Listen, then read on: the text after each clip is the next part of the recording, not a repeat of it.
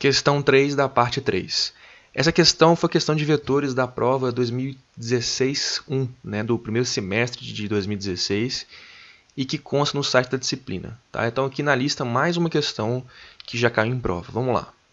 Monte uma função que receba como parâmetros um vetor de números reais, chamado V1, e um vetor de inteiros, chamado V2. E um número inteiro, chamado tan, que corresponde à quantidade máxima de elementos em V1 e V2. Então, a função tem três parâmetros, né? É um vetor de reais, de float, chamado V1, um vetor de inteiro, chamado V2, e o tamanho, um tan, que é um inteiro, né, uma variável, que vai corresponder, né, à quantidade máxima de elementos em V1 e V2, ou seja, quantos elementos foram preenchidos tanto em V1 quanto em V2. Tá? Então, o tamanho, né, dos dois vetores é o mesmo.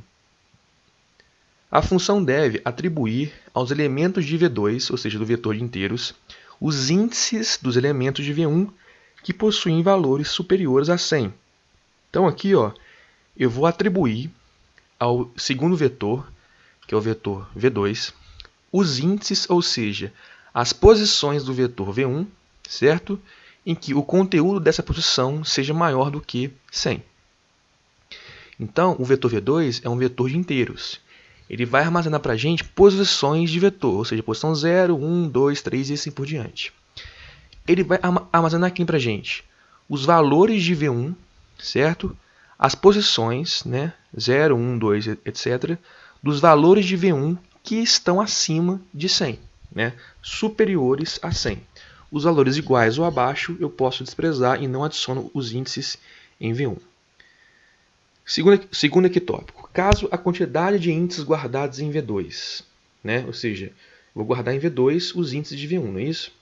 Caso a quantidade de índice seja superior a 70% da quantidade de elementos em V1, a função deve modificar o vetor V1, acrescentando 20% aos valores maiores que 100, ou seja, aos elementos cujos índices foram guardados em V2. E, por fim, retornar a quantidade de índices que foram armazenados em V2.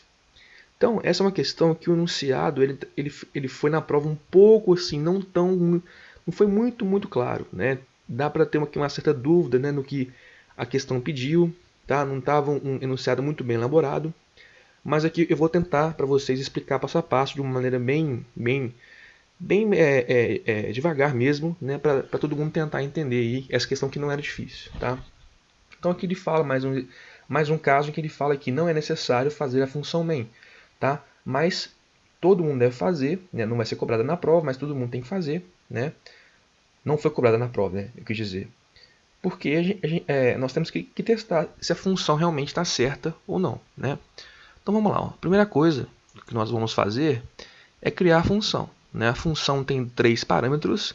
É o vetor V1, que é de float, como está no enunciado, o vetor V2, que é de inteiros, e o tan, que é o tamanho dos dois vetores. Tá?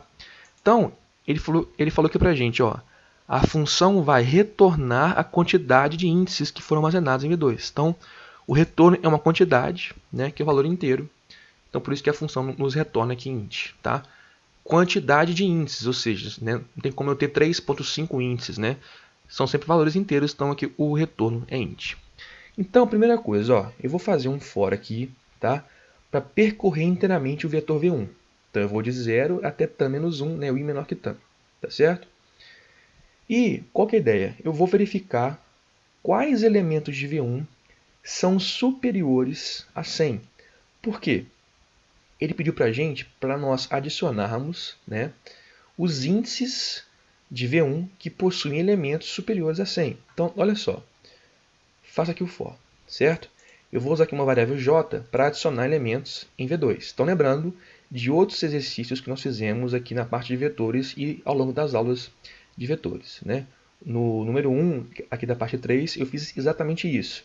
Que é o que? Quando eu for adicionar elementos ou retirar elementos de um vetor ou de uma string, eu tenho que usar um contador para cada vetor, né? Então, aqui no caso, eu vou usar o i para eu percorrer o vetor V1. Então, na hora que eu for adicionar elementos em V2, eu não vou usar o i, eu vou usar o contador j, que vale 0 inicialmente, para guardar a primeira posição do vetor V2. Tá? Por quê? Se eu usar aqui o i tanto para o V1 quanto pro V2, eu posso aqui pular elementos, né? Botar um valor válido na posição 0, na posição 1 eu tenho nicho e um valor válido na posição 2. Aí eu pulo a 3 e a 4, na 5 eu tenho valor válido, né? Lembrando que eu não posso, né? Aliás, poder eu posso que isso funciona, mas eu não devo, tá? Adicionar elementos do vetor pulando posições. Tem que ser um valor após o outro sequencialmente no vetor, tá? Então, toda vez que vocês forem adicionar elementos num vetor ou numa string, use sempre um contador específico para cada vetor, como é o caso aqui da gente, beleza? Então, ó, se o vetor v1 na sua posição i for maior do que 100, eu vou jogar a posição i em v2, o índice i em v2. Então aqui v2 na posição j, j vale 0 inicialmente, e vai receber i, certo? Então, por exemplo, na posição, quando i valia 3, né, v1 na posição 3 valia, por exemplo, 200. 200 é maior do que 100, verdadeiro. Então, em v2, eu vou guardar o índice dessa posição, ou seja, o índice, a posição era 3, certo? E é claro que eu vou dar j++, por quê? Eu tenho que aumentar o j para que na próxima atribuição de valor em v2, j contém a próxima posição do vetor a ser preenchida. Então, se eu preencher aqui a posição 0, o próximo preenchimento tem que ser na posição 1 e assim por diante. Preencher a 1, na 2, preencher a 2, a 3 e assim vai. Tranquilo? Então, vamos ver aqui um exemplo bem simples, né, de como que nós faríamos aqui o nosso código. Ó. Eu tenho aqui o meu vetor v1, né, supondo que eu preenchi ele no main assim. Né? Então, v1 e v2 tem 5 elementos, né, então aqui vai receber 5 lá no main. Tá? E supondo que aqui eu preenchi o vetor v1 dessa forma, tá? As suas 5 posições. Então aqui eu vou testar. Ó. v1 na posição 0, que é 234, é maior do que 100? Sim, é maior. Então v2 na posição j, que vale 0 inicialmente, vai receber quem? O índice dessa posição, no caso, a posição 0. Então aqui em v2 eu vou jogar o valor 0, que é a posição em v1 na qual eu tenho o primeiro valor acima de 100, que é esse cara aqui. Aumento o i para 1, certo? v1 na posição 1 é maior do que 100? 23 é maior do que 100? Não é, é falso. Então, eu não atribuo em v2 o índice i, não aumento o j, por j ainda valer 1, né? Então aqui eu não botei o j aumentando, né?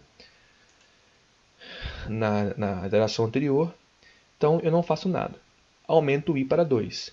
v1 na posição 2, que vale 101, é maior do que 100? Sim. Então, em v2, na posição j, que vale 1 agora, eu vou jogar o valor de i, que é a posição que eu tenho um valor acima de 100, que é a posição 2. Então, v2, na posição 1, eu vou jogar o índice 2. Beleza? j então passa a valer 2, que eu dei aqui j++ para conter a próxima posição em v2 a ser preenchida, que é a posição 2. Aumento i para 3. 3 menor que tan, que vale 5, verdadeiro. Então, beleza. v1 na posição 3, que é 730, é maior do que 100? Verdadeiro. Então, v2 na posição j, que vale 2, vai receber o índice 3, que é o valor de i. Então, aqui eu vou colocar o índice 3, indicando a posição em v1 que tem um valor maior do que 100. j eu dou mais aqui e aumento para 3, para conter a próxima posição do vetor a ser preenchida. Aumento o i para 4. 4 é menor do que 5, verdadeiro. Então, v1 na posição 4 é 50. 50 é maior do que 100, falso. Se é falso, não adiciono nada em v2, não aumento o j. Aumento o i aqui para 5, 5 menor que 5, falso, encerro o for. Então, o v2 foi preenchido nas suas 3 primeiras posições com os índices de v1 que têm valores acima de 100. No caso, é a posição 0, a posição 2 e a posição 3. As posições 1 e 4 não têm valores acima de 100, então eu não joguei esses índices no vetor v2. Então, o j ele sai do for valendo quanto para a gente? Quantos elementos eu adicionei em v2, né? Foram 3. E a próxima posição em v2 que eu preencheria, que no caso é a posição 3. Tá? Então, o j nos dá duas informações. Quantos elementos eu tenho no vetor e a próxima posição a ser preenchida no vetor, que aqui no caso seria a posição 3. Beleza?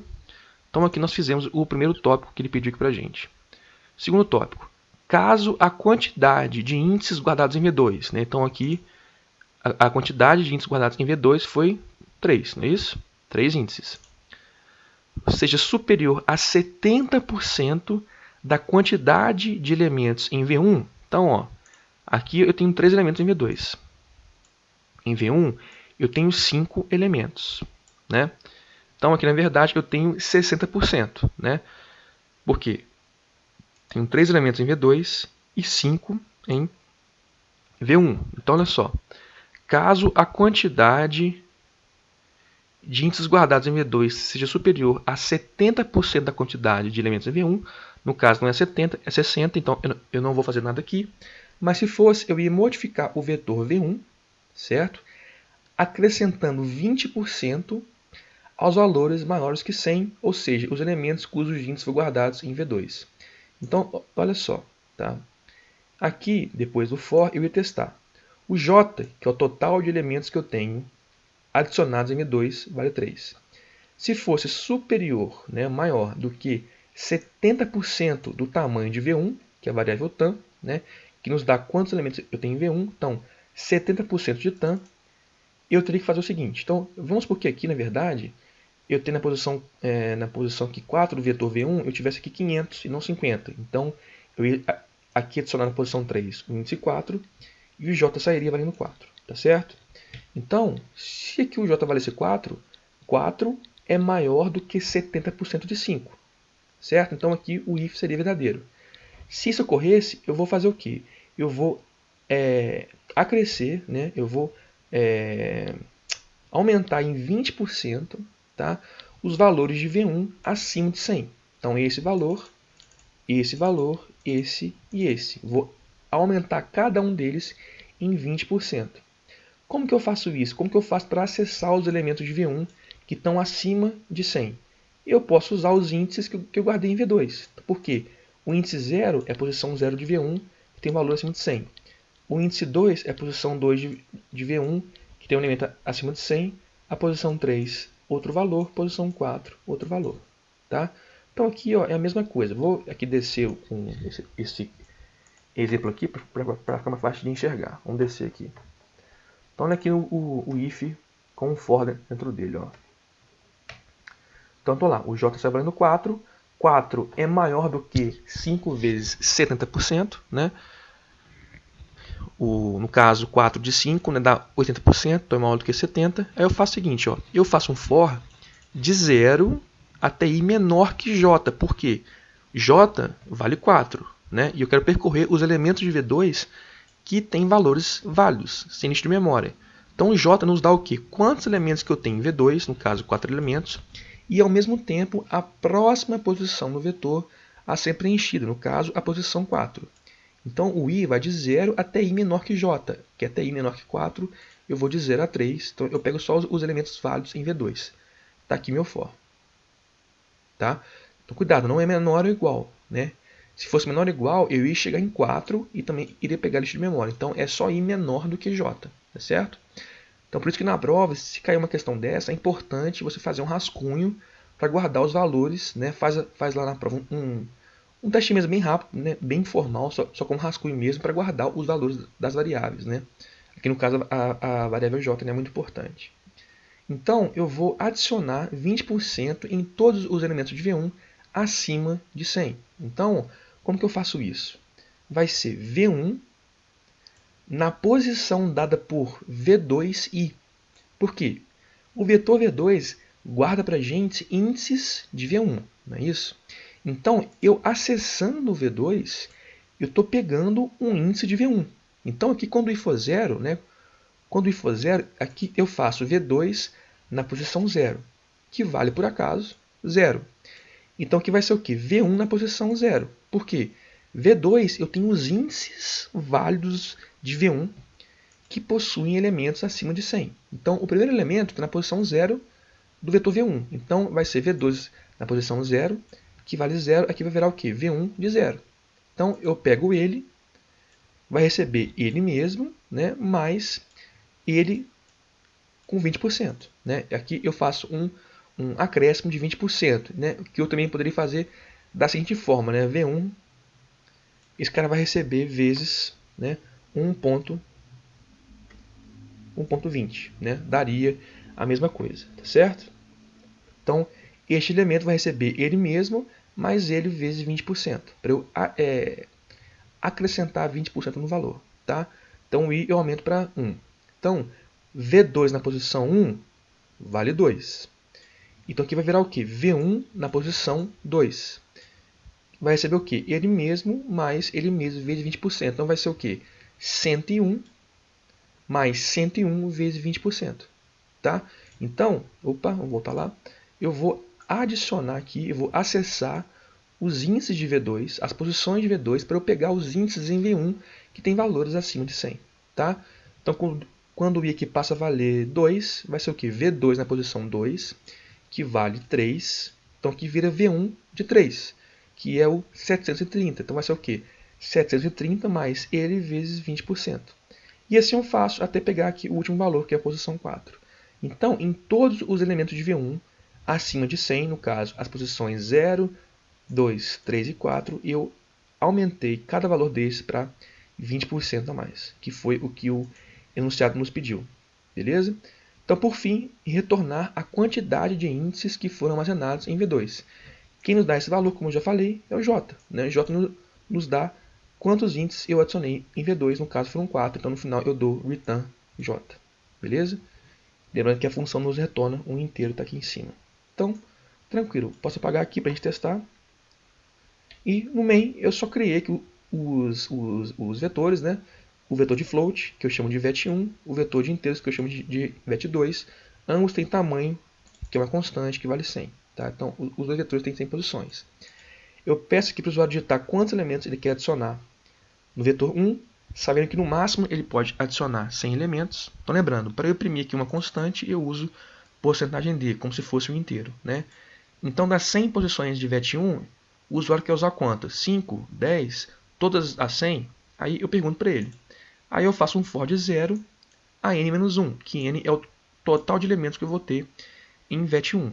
Tá? Então aqui eu preencho o vetor vet1, que é o vetor de float, posição, posição, elemento, elemento. Tá?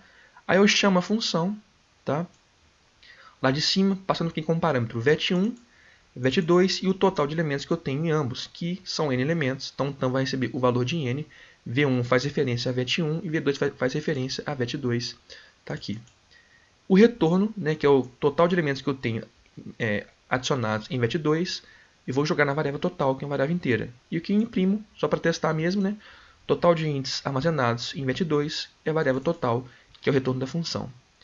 Então, no final, só por teste, eu imprimo aqui os dois vetores depois da execução. Né? O vet1, tá? Então aqui o for de 0 até menor que n, e o vet2, que vai de 0 até menor do que total, porque total são quantos elementos eu tenho em v2, que é o retorno da função. Então, o meu i vai até total menos 1, para eu imprimir vet2 inteiramente, só com valores válidos. Tá certo? Então, vamos aqui executar o código. Vamos aqui carregar o código. Vamos lá, meu filho, paciência. Beleza, então estamos aqui no main. Lembrando que o main não era obrigatório, eu fiz só para testar o código, beleza? Então, aqui ele pede, ó, quantos elementos serão adicionados a vet1, sabendo que no máximo eu posso botar 100 elementos. Então, vou botar aqui, por exemplo, 5 elementos. Tá? Eu vou preencher o vetor posição, posição nesse for aqui, as 5 posições. Então, eu tenho aqui 300, tenho 21, 809, 500 e 101. Então, aqui vai ser o caso em que 4 dos 5 elementos, tá, estão acima de 100, ou seja, mais de 70% de V1, que é esse vetor aqui que eu estou preenchendo, está acima de 100. Então, a função vai guardar em V2 os índices de valores que eu tenho acima de 100, no caso, posição 0, posição 2, 3 e 4, e vou em cada posição aumentar em 20%. Então, tá lá, ó, tá? Guardei 4 valores, né, 4 índices em vet2. Então o J sai da função valendo 4. Está aqui, o return 4. Né? Então aqui os 4, 1, 2, 3 e 4.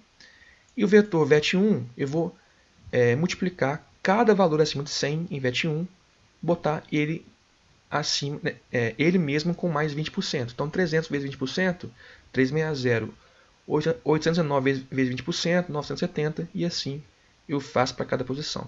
Tá? No final, eu imprimo o vetor V2, ou seja, em VET2 eu guardei as posições em VET1 que eu tenho valores acima de 100. Quais são as posições? Os índices. Índice 0, índice 2, índice 3, índice 4. Estão aqui os 4 valores. Tranquilo, gente? Então, em mais um exemplo, tá? Esse algoritmo era de nível médio para difícil, tá? Sobretudo no entendimento e nesse acesso aqui, né, de vetor que envolve usar um outro vetor para acessar uma posição de um segundo vetor. Tá? Então refaçam aí, façam os exemplos, né, modifiquem as entradas para vocês entenderem tudo perfeitamente. Lembrando que essa foi a questão da prova do primeiro semestre do ano passado. Certo? Então não se esqueçam de estudar vetores e lembrando que toda vez que você for criar um vetor, né, e uma string e for adicionar valores a eles ou retirar valor, cada vetor ou string tem que ter o seu próprio computador para evitar que o vetor seja preenchido, né, pulando posições aí com lixo de memória. Tá certo? Então, partam aí para o próximo exercício da parte 3.